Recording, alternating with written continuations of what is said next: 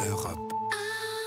Un coup de mou pour le nucléaire français. Les centrales ne produisent plus assez d'électricité. La production a atteint l'an dernier son plus bas niveau depuis 18 ans. Daniel Fortin, que se passe-t-il ? Alors, il y a plusieurs causes à cette chute. La première, ce sont les exigences de plus en plus fortes de l'autorité de sûreté nucléaire depuis Fukushima. Elle peut imposer la fermeture temporaire de réacteurs pour défaut de sécurité.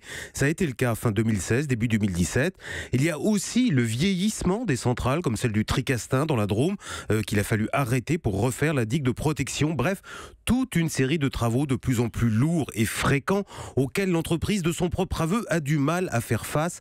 Du coup, le bilan est lourd. La disponibilité de ces réacteurs est tombée à 68% l'an dernier, alors que l'objectif était de 85%. Mais risque-t-on à terme de manquer d'électricité ? Alors, on n'en est pas encore là, surtout que les hivers sont devenus plus doux qu'auparavant.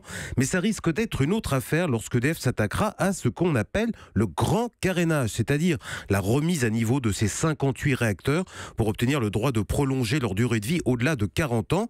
La montée en puissance de ces travaux est prévue pour 2020.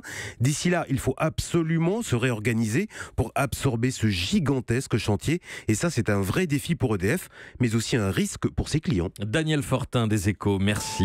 Europe. Europe 1.